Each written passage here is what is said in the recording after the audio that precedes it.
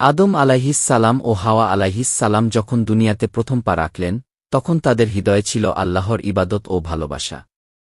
তারা দুনিয়ায় একটি পরিবার গড়ে তুললেন যেখানে একে একে জন্ম নিল তাদের সন্তানরা। তাদের দুই ছেলে ছিল হাবিল ও কাবিল। কিন্তু হায়, কাবিল ঈর্ষায় অন্ধ হয়ে তার ভাই হাবিলকে হত্যা করে। এটি পৃথিবীর ইতিহাসে প্রথম হত্যাকাণ্ড। এই ঘটনার পরে আদম আলাইহিসসালাম অত্যন্ত দুঃখিত হন। তিনি অনেক কান্না করেন, তওবা করেন। তখন আল্লাহ তার জন্য একটি সান্ত্বনা দিলেন, একটি পবিত্র সন্তান, যার নাম রাখলেন কি শীষ, অর্থাৎ আল্লাহর দান গু। শীষ আলাইহিসসালামের জন্ম হয় হাবিল হত্যার পর। আদম আলাইহিসসালাম বুঝতে পারলেন এই সন্তান অন্যদের চেয়ে আলাদা। তার মুখমণ্ডলে ছিল এক বিশেষ আলোটি ছিল সেই নূর, যা একদিন শেষ নবী মুহাম্মদ সাল্লাল্লাহু আলাইহি ওয়াসাল্লামের মধ্যে এসে পৌঁছাবে। শীষ আলাইহিসসালাম ছোটবেলা থেকেই শান্ত, বিনয়ী ও বুদ্ধিমান ছিলেন।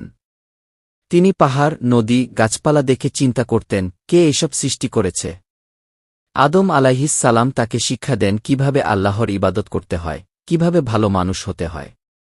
আদম আলাইহিসসালাম যখন মৃত্যু যায় তখন তিনি তার প্রিয় সন্তান শীষ আলাইহিসসালামকে ডেকে বললেন, হে আমার সন্তান, আমি তোমার মাঝে নবীর আলামত দেখতে পাচ্ছি। আল্লাহ তোমাকে বেছে নিয়েছেন। আমার পরে তুমি মানুষের হেদায়েতের দায়িত্ব পালন করবে কি। এরপর আদম আলাইহিসসালাম তাকে পরবর্তী নবী হিসেবে দায়িত্ব দেন। শীষ আলাইহিসসালাম নবুয়তের দায়িত্ব পেয়ে মানুষকে বললেন, তোমরা এক আল্লাহর ইবাদত করো। শয়তান তোমাদের ধোঁকা দেবে, তার পেছনে যেও না গি।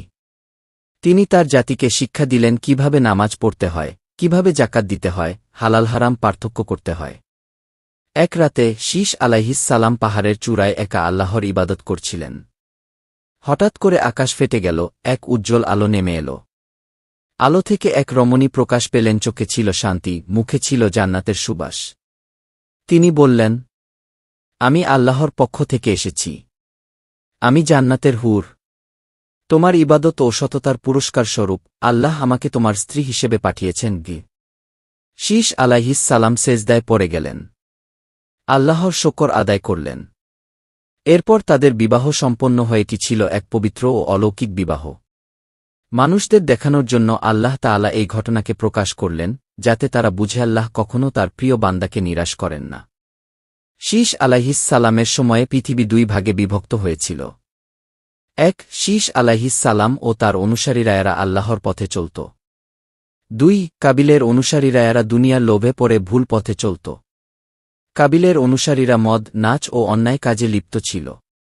একসময় তাদের মধ্যে এমন কিছু লোক তৈরি হল যারা শয়তানের কথা শুনে নতুন নতুন যন্ত্র বানাতে শুরু করল। তারা মানুষের মন ভোলাত, বিভ্রান্ত করত। শীষ আলাইহিসসালাম মানুষকে সাবধান করতেন, দুনিয়ার সৌন্দর্য ক্ষণস্থায়ী, কিন্তু জান্নাতের পুরস্কার চিরস্থায়ী। শয়তান তোমাদের ধ্বংস করতে চায়।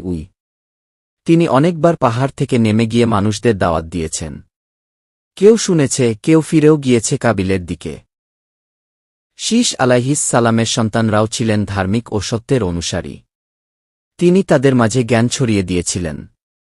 তার উপর ৫০টি সহিফা, আকাশী পুস্তিকা নাইল হয়, যেগুলোতে ছিল আল্লাহর আদেশ নিষেধ। শীষ আলাইহিসসালাম যখন মৃত্যুশয্যায় ছিলেন তখন তিনি তার সন্তানদের অসিয়ত করেন, যখনই তোমাদের মাঝে অন্যায় বাড়বে, জানবে আল্লাহর পক্ষ থেকে আবার কেউ আসবে তোমাদের সঠিক পথে আনার জন্য গি। শীষ আলাইহিসসালাম আমাদের শেখান সত্যের পথে স্থির থাকা, আল্লাহর উপর ভরসা রাখা, জ্ঞান অর্জন ও তা প্রচারের গুরুত্ব, এবং আল্লাহর দেওয়া দায়িত্বকে শ্রদ্ধার সাথে পালন করা। সুপ্রিয় দর্শক, এই ছিল শীষ আলাইহি ওয়াসাল্লাম এর জীবনী। আমাদের চ্যানেলের ভিডিওগুলো যদি আপনার ভালো লেগে থাকে তাহলে চ্যানেলটা সাবস্ক্রাইব করে পাশে থাকা বেল আইকন অন করে দিন, যাতে সবার আগে আপনার কাছে পৌঁছে যায় আমাদের নতুন নতুন ভিডিও। আল্লাহ হাফিজ।